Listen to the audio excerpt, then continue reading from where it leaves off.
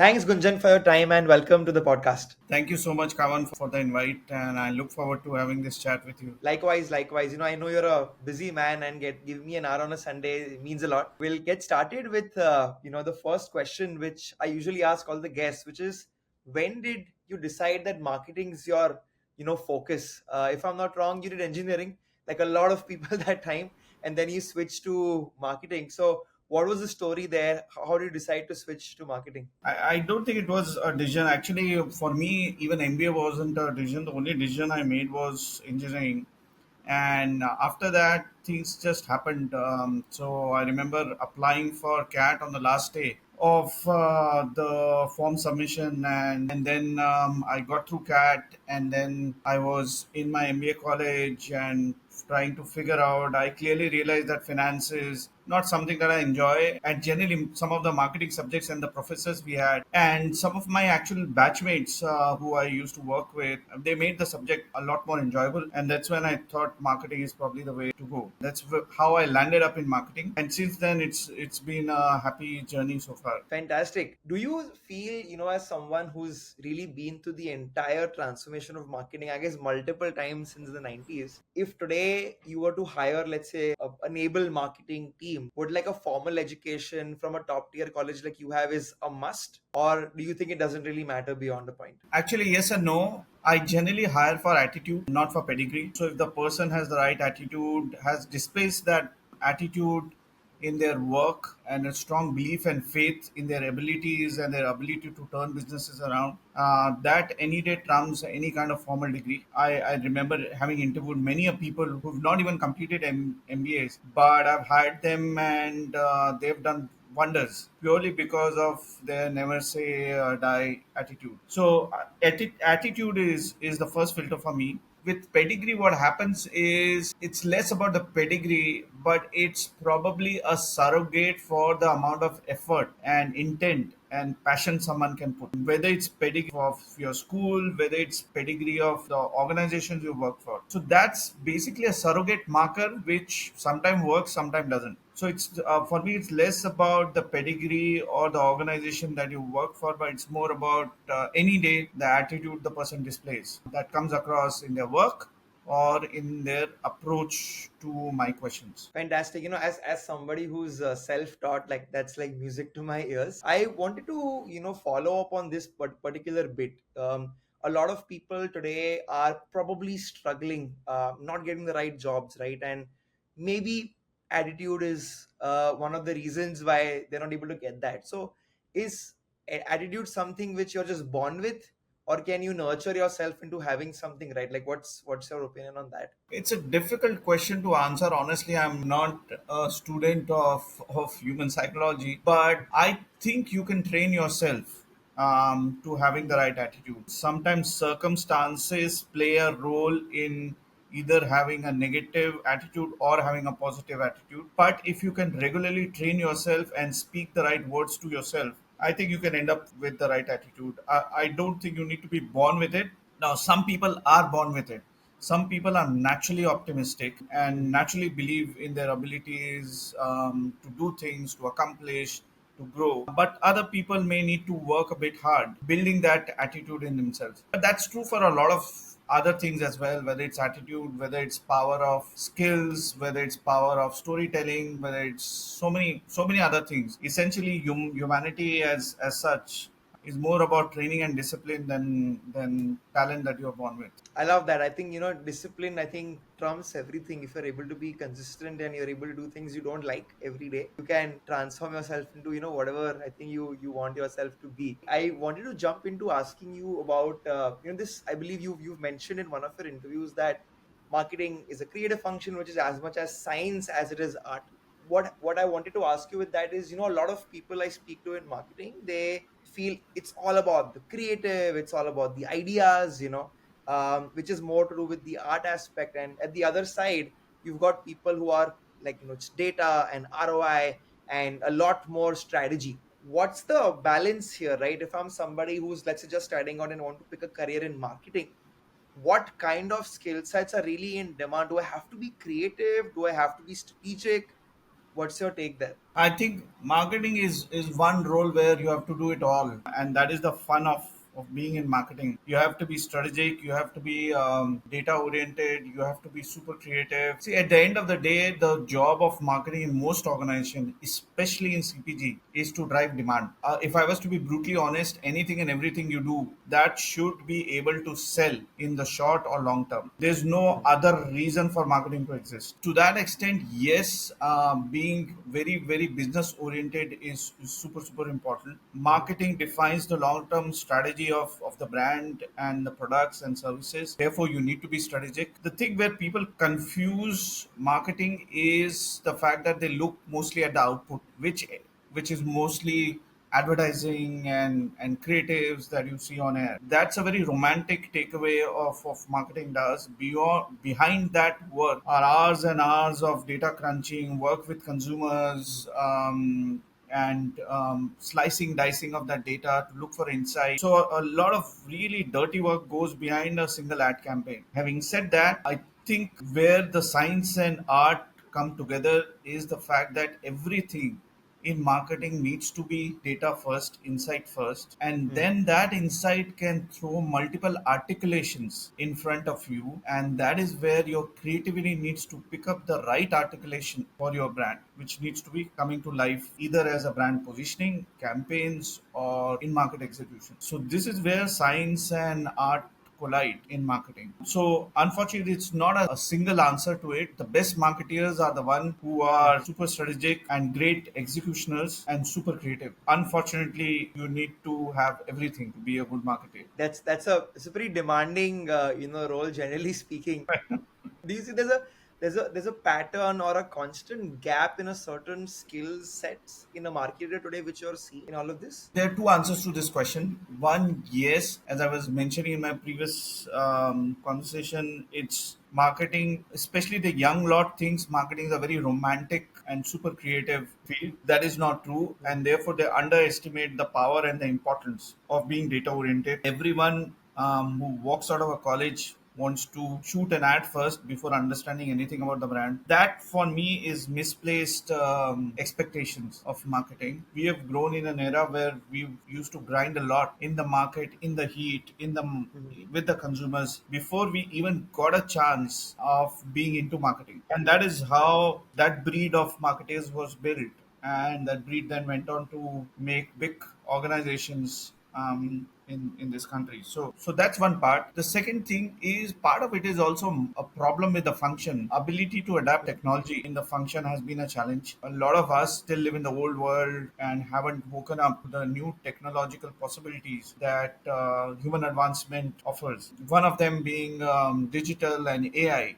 I think the newer lot needs to work on really understanding the fundamentals of the business and the brand and focusing a lot on data and insights, whereas the older lot needs to find a way to appreciate technology a bit more in marketing. That is why we are almost at an inflection point where the older lot can learn so much from the younger lot, and the younger lot needs to trust the older lot. Brilliantly put. On this bit on, technology and new tools, right? I think, like you said, we are in a very interesting time where, like, there is people who are old, young, all have zero experience in this new, frontiers of tech. Now, there's always going to be a disconnect between what you are taught formally versus what's going on in the world, especially with things like AI, because they're like every 3 months, 2 months, maybe every week, something new is happening. So, I mean, I always feel people who like do really well in their career are also people who learn really fast and learn really well. So, what's your point on learning, right? Like, how do you go about making sure that you're always learning and you're always, updated with what's happening? Great question. I think I generally tend to revert back to the classical format of reading books, and that is my biggest source of learning in professionally as well as personally. So I make it a point to read as much as I can. Now, some of these things, especially technology, is less learned in books and more learned by doing. I try to play around. I've got a kid who is about 14 years old, so sometimes I learn from him what's going on. So essentially, it's a mix of self-taught learning and sometimes a lot of doing. That day, my child actually told me there is this app called Monica.ai which you can download and do a whole lot of stuff. So I've just downloaded it yesterday and just playing around with it. So that's how I mean nowadays you learn in very different ways than I used to learn when I was young. Superb. So like books and getting your hands dirty, I think Yeah. perfectly, perfectly put once again. Now, I'd love to, I think, unpack your mind and insights on CPG. You've been a rock star in that entire vertical. I think whatever brands which, have at least grown up consuming, I believe you've had some effect or some touch on all of that. But let's start with, what your focus is at PBM, which is I read how the candy industry is like still growing. I think if I'm not wrong, at 15%, CAGR, and it's supposed to grow that much for I think the next 5-6 years as well. I wanted to know, at least from your bird's eye perspective, where is this growth coming from? Is it like, are there new consumers? Are existing people consuming more? Are there new categories which people want? If you can unpack that, that'll be great. Yeah, it's a function of both. There are new consumers coming in. See, um, confectionery is a category which is largely consumed by kids. As long Hmm. as we have kids, the category will get consumed. So there is an inherent base growth which is in line with population growth. Instead of population growth, I would say birth of kids. If kids are getting born at a CAGR of 4-5%, that's an inherent growth in the category. The second thing, and you actually answered it yourself, which is consumption. People are playing around with a lot more categories, a lot more many categories are getting introduced in India. When I was growing up, they were essentially hard-boiled candies, which are 50 paisa, 1 rupee hard candies, or largely lollipops and at best eclairs. But now there's a plethora of other categories. You've got jellies which are growing. You've got mints and so many others. So as more and more categories come in, people want to have differentiated experience, and that kind of drives consumption. A kid nowadays goes to the kirana store every day with a 5 or a 10 rupee and then buys a host of products just to ensure that they have varied experiences. So part of it Hmm. is essentially growth in birth of kids. Part of it is how do you keep driving your category, introducing your category to newer consumers. Part of it is playing around with multiple categories. Part of it, which I can confidently say we do fairly well, is up aging the category, trying to sell the category to older consumers. So that's the fourth reason which drives the growth for us. One of our brands, Chupa Chups, does a brilliant job of trying to open traditional categories to slightly older consumers, whether it's teens, whether it's young professionals, and so on and so forth. So there are three or four drivers of the category, and we believe.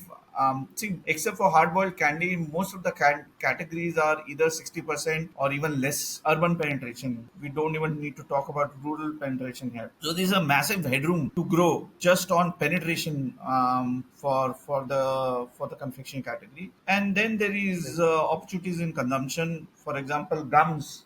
Chewing gums is a category which is well penetrated, about 60%. But as Indians, we consume almost 1/10 of gums versus most of the developed countries. So there is headroom of growth in consumption as well. I think this Hmm. category is designed to grow at a fairly aggressive pace over the next 10 years or so. Understood. That's really insightful. I think at scale, your growth really comes down to how many kids are born. It's really fascinating. I must ask, as somebody who's been at the helm of so many brands and launches and category launches, like, how do you decide that, right? I mean, at one angle, you've got like a Henry Ford saying that, customers don't know what they want. At the other end, we've got like a lot of companies doing research to figure out, yeah, this is what customers want and this is how I launch a product. So when you are, let's say, discussing increasing consumption, how do you decide ki, chalo, let's push gums more, or let's put mints more, or let's put candies more? Is it a decision you take, or does it come from some insight of what customers want? I mean, I'll go back to what I said, which is marketing is a combination of science and art. I think in my opinion, it starts with science. Okay, so it's always useful to go back to consumers and understand how are they moving what is changing in their life, what is the problem in their life that you can solve. So always we tend to go back to consumers and try and understand what's going on and what are therefore the opportunities for the brand to play a role in their lives. And once we have that, that's where the art comes in, where you take judgment calls, you use your experience to say, okay, if I've got only just $1, I'm going to put it on, say, gums, because that is where A, my I have stronger brands, B, I have a bigger reach, C, I have an innovation pipeline that can deliver that growth. Or I could say I put it on candy, where I've got more categories to play in. I've got a stronger innovation pipeline. So it's a mix of lot of good strategic thinking and experience and gut that decides where do you drive your business and how do you split your monies across multiple categories, especially in our business where we play in almost eight categories, and all these eight categories are fighting for a limited pool of money. So where do you park your money, where do you see the right growth coming from? These are big questions that sometimes consumers help us find answers to. Sometimes, as CXOs, we need to find answers, and that is what the organization Brilliant. expects out of us. Could you also share like what's India really consuming in confectionery, or what are kids consuming? Is it more candy? Is it more gums? Like what's the breakup?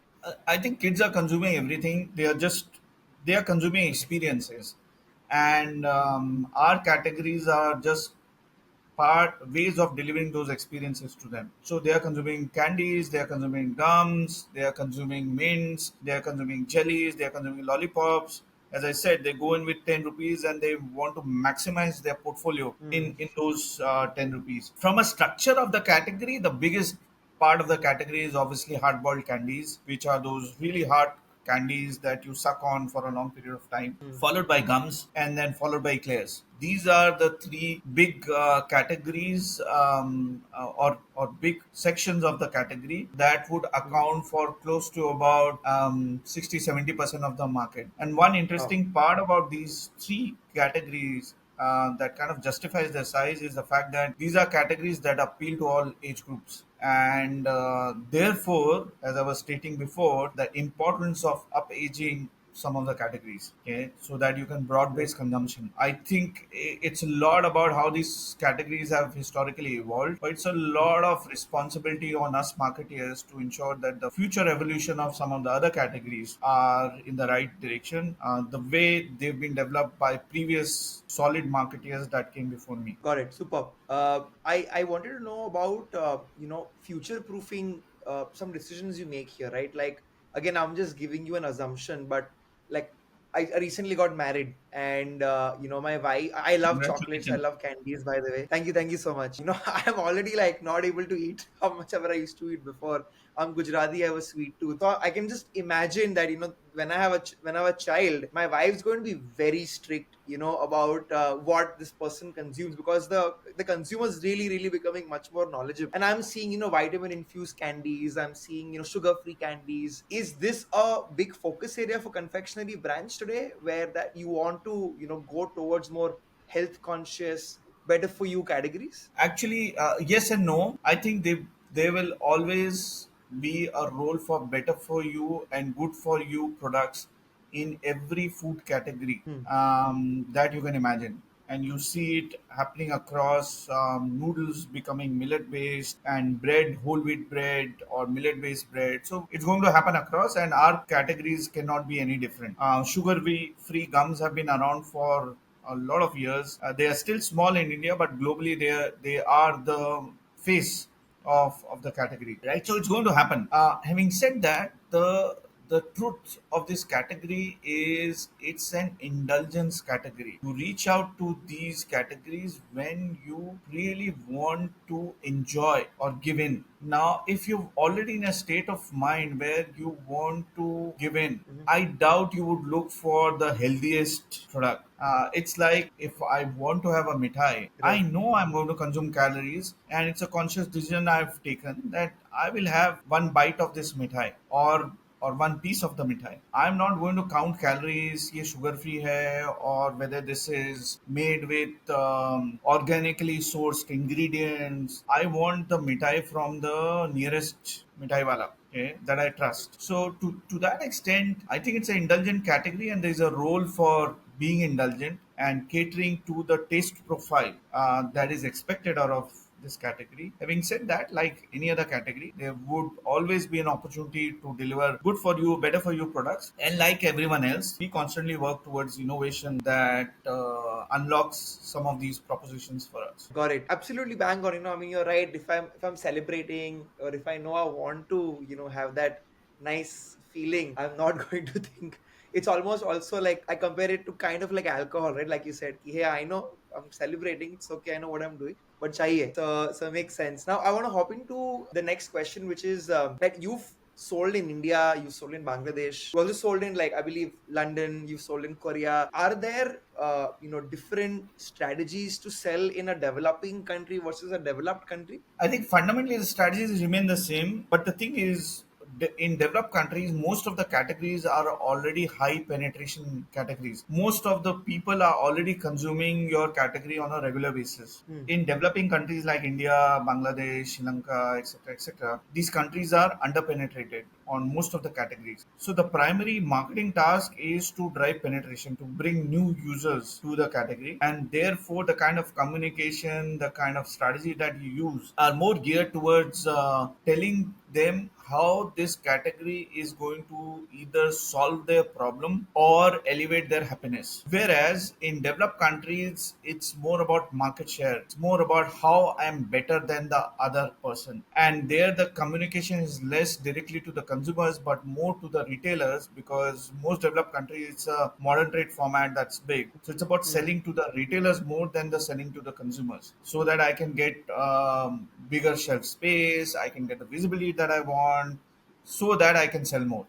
Okay. Mhm. So your target group is very different, your objectives are very different, and that dictate the strategy and the positioning of the brand in each of these markets. Understood. And would you say that's why I think there is always a pressure to launch more SKUs or more products in, let's say, a developed country versus, I Absolutely. guess, because whenever I go to like America, Europe, or whenever I've gone anywhere there, I mean that same like that same product has like so many flavors I've never even heard of, in Bombay. Is it that you always like, why isn't it that also in developing countries, if you already have, let's say, a flavor, you already have something working, why wouldn't you give more options to a customer? Is there a certain logic behind that? Not intentionally, it's just that, I mean, I can speak about more from a route to market perspective. We Most of our business in India is kirana store led. The space is limited.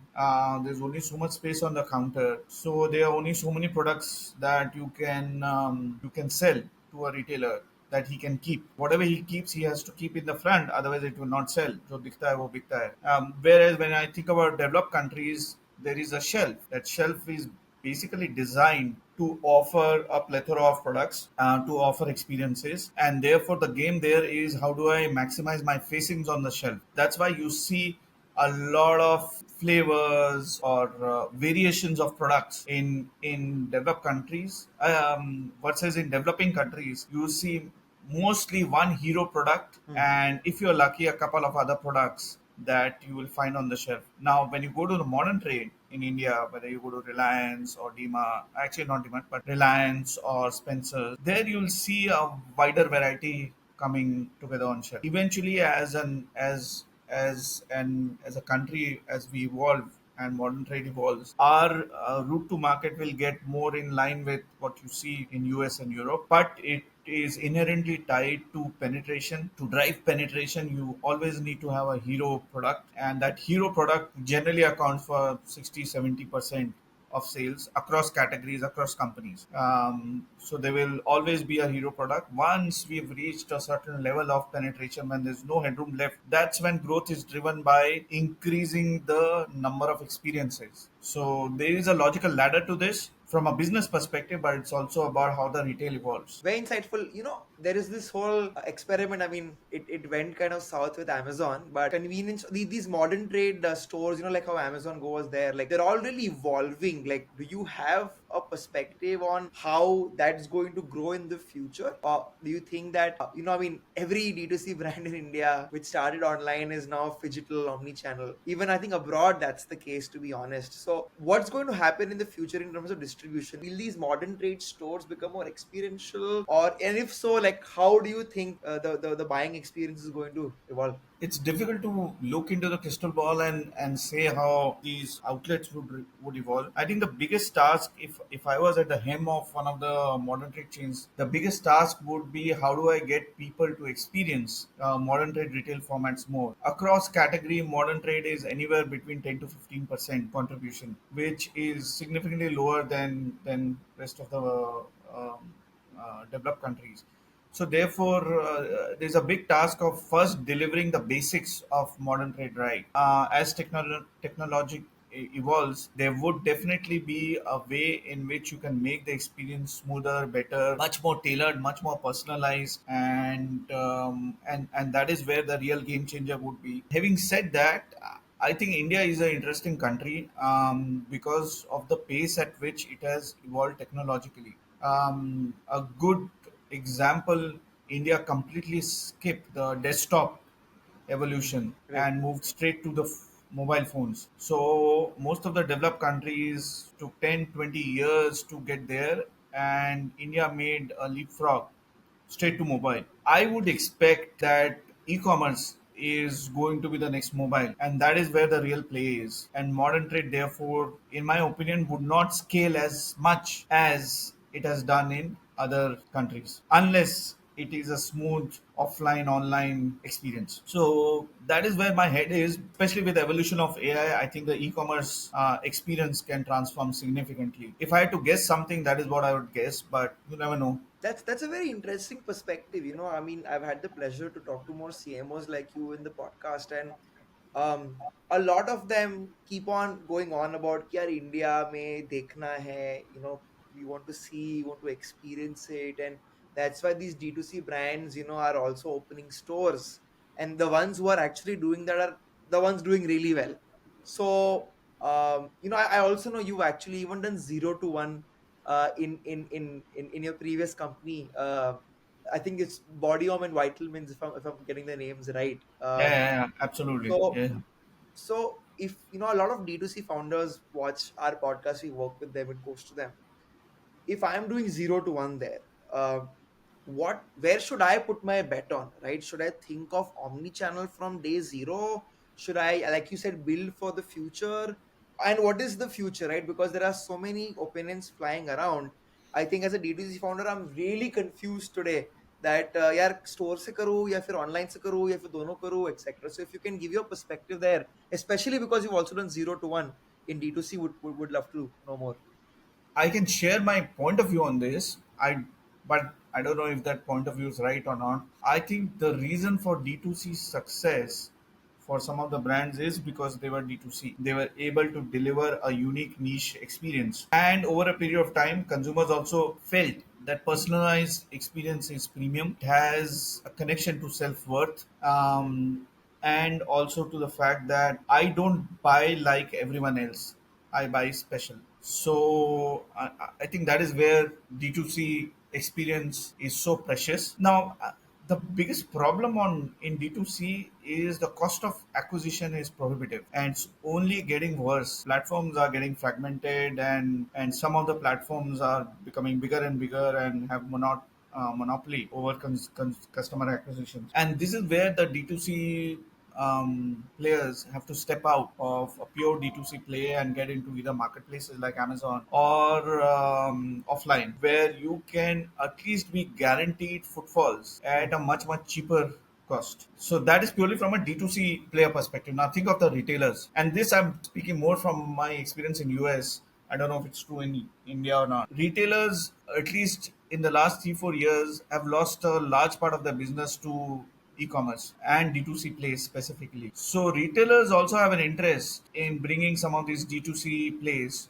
on their platform. So they are always looking for super powerful D2C brands that they can bring in their store for two reasons. One, have a share in that growth, and second, tell the consumers that we are a modern retail chain that brings new unique experiences even in our offline stores. So bring the consumers back in stores, right? Right. There is also an interest from retailers to be part of this D2C journey. The Right. commercial interest that D2C players have of being part of the offline channel. So it's at least for these two, it's a win-win. Some of the retailers actually end up investing in the D2C player. They take a stake, and against the stake, they give free shelf or free placement Mhm. in store. So it's a very interesting dynamic. I'm not very close to how it's working out in India because D2C really exploded only during COVID, I think, in Yeah. India. So it's a relatively new space that is maturing, and I don't know how retailers are looking at this space, but at least from a US perspective, I think it's an ecosystem. It's a symbiotic relationship that's working well. Got it. People say that this boom's coming again because of quick commerce, but I don't feel that. Like whenever I'm opening quick commerce, I'm not in the discovery phase, कि चलो कुछ नया है Yeah, देखते हैं. I'm like, I correct. want this. So I'm just buying it. And Absolutely. in fact, I feel brand discovery is getting killed, and new brands are actually not going to be able to shine through. So I think one big learning which I had right now was that your buying experience needs to add to the person's self-worth to say that, hey, I'm buying in a different way. I think that's really, really interesting. But a last point here, Gunjan, like, you're absolutely right. Like, CAC is the reason, all companies are, just really scared. They're just not able to understand how to do this. As somebody who's, you also, I think if I'm not wrong, made a lot of units and products and SKUs profitable in various geographies also. So what are some strategies to do that, right? And let's say if I am not at the scale of the companies you work at, maybe I'm a sub 10 crore 15 crore brand, and my CAC's not working out. What are some suggestions you do, or let's say if you were in their shoes, what are some suggestions you'll have on making sure that your CAC is solved for? It's a very, very difficult question to answer, honestly. CAC is a problem for everyone. Even when I was doing my 0 to 1, I also had the same problem. Mhm. There are some very intuitive strategy. They are easier said than executed. Okay. The easiest one is to ensure that the basket size is as big as you can make it. Lot of people talk about subscription business and how it's so good, how it's so profitable, and that is where the world is going to move. But at least in my personal experience, it's a very, very complex and difficult strategy to pull off, to convince a user to pay for your product on a regular basis at regular intervals. It's not easy.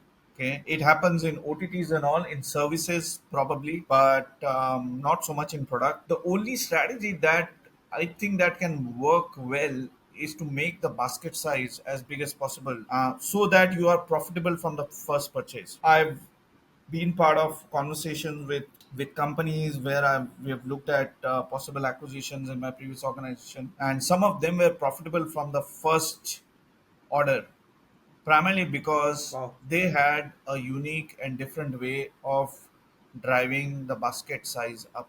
That for me is the only way, only certain way. There may be many ways, but the only certain way is increase the AOV, Understood. So when you say the basket size, transaction. is it the average order value per product, or are you saying how many purchases are making together? It could be either, doesn't matter. In my first transaction, Transaction has to be higher, basically. yeah, I'm buying a bigger pack of say a candy, or I'm buying five candies, five different types of candies. Doesn't matter because your cost of consumer acquisition is still the same. It is still 200, 250, 500 rupees, whatever it is. Now you sell five things or you sell one big thing, it's immaterial. Superb. I think in retrospect, these things seem just so obvious, but like, it's something which I just realized that whenever I'm open like Swiggy, they're always telling me teen le lo, panch le lo ek saath. I'm like, okay, Correct. this completely makes sense now that you say it. Moving towards the last one, two parts of our conversation, I want to talk about creative and campaigns with you for a moment. I think, you know, you're right now in a company which has, I think, some of the most iconic ads, which we all have seen in India. From and very catchy lines also, which I think stay with so many of us today. Be it Dimag ki batti jala de, or all the happy and whites with their entire palace lighting up. So I'm somebody who also helps brands, do creative and marketing work, and um, I've always heard that brands come with, यार ये award films वाली, awards वाली film बनानी है, या फिर ये ऐसी फिल्म बनानी है. um, how do you really, and obviously virality and going viral is another usual thing which comes up. So um, how important are these aspects, for you as a CMO, where let's say winning an award, or your film kind of getting featured on like an MOM? What's the real reason a lot of people want to push for it? Because like, in my opinion, I'm not sure if it drives customer demand more, right? I think, at least in our category, the key to success is being top of mind because we are impulse. You don't make a decision to buy a candy. You just go to a store, you see it, and then you buy a candy. Except for kids, kids are always planning to buy candies, right? So therefore, you need to drive impulse purchase.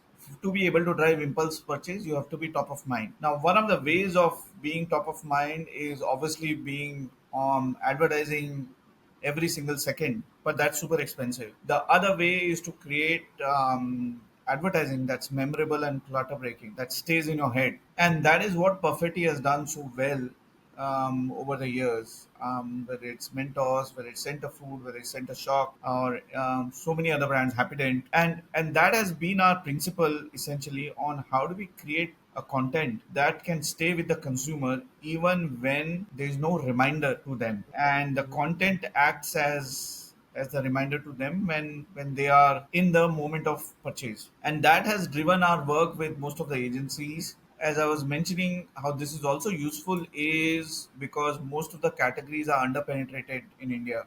One of the levers of driving penetration is to create memorable advertising that drives relevance with consumers. So it kind of worked both ways for us to drive penetration as well as to drive impulse purchase. Having said that, at the end of the day, marketing's role is to drive demand. So whatever kind of advertising we make, okay, whether it's funny, whether it's sad, whether it's happy, whether it's boring functional advertising, it needs to drive demand. And if it's not driving demand, then we have a fundamental problem with our communication. So that is something that we always keep in mind, and we continuously communicate with our agencies that whatever we do, okay, my measure of the agency's work is going to be how it has driven demand. And in our brief, we've clearly call out the KPIs. Now, Right. with that as a brief, if the agency comes back with a Mentos kind of ad, Dimag ki batti jala de, fantastic. If they come up with a highly functional ad where we show what a chewing gum like Center Fresh does when you bite it, and there's this flow of freshness that gets in your breath and in your mind, um, if that delivers the demand, so be it. Hmm. Okay. So, so yes, we have in the past delivered super clutter breaking ad, and we continue to do so Yeah. until we learn other way. Superb. I was speaking to somebody who was on the agency side and now is, leading marketing, and obviously with a brand. And they always mentioned कि यार जब agency में थे ना, we used to always feel like यार इतना अच्छा ad बना है, why is the client still not happy? And it was all because कि यार चला नहीं, we didn't really see an uptick there. So, Yeah. do you have any don'ts which you feel, you want to share, like don't do this or don't fall into this trap while, let's say, approving a certain campaign which seems clutter breaking or seems very fun but doesn't work? I just wanted to know if you have any thoughts there. It's very difficult to give a list of do's or don'ts. I think for me, the do's are more important. Having a very clear marketing objective. Why are you doing this campaign? What is supposed to do for you? Is it going to drive imagery for you? Is it going to drive drive sales? Is it going to drive trauma, right? So what is the primary objective of the campaign? If that is the marketing objective, then what is your communication objective? So therefore, what do you want to say? What is your single-minded message? All this written in a way that inspires the creative team. I think these are the two most critical do's for me. Don'ts, I would only say that the idea should not trump the strategy. Okay, just because an idea sounds super cool, if it's not in line with the strategy that you had written down, the objective that you've written down, then it will not work for the brand. It may look good on the screen, it will not do anything in driving sales for the brand or imagery or whatever the marketing objective that you set. So there are a couple of absolutely essential do's and maybe a couple of don'ts that you focus on, therefore.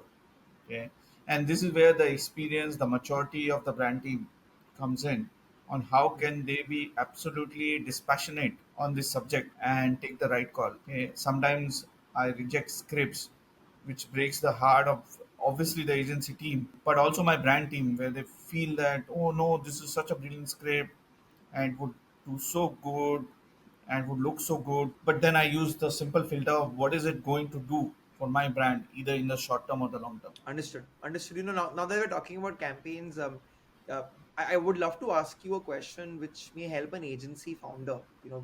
We are a distributed network, and we represent a lot of studios and agencies, and we help brands access them through us. And these are usually folks who are smaller ones. We don't represent big agencies, but small boutique ones, and they're obviously all wanting to scale.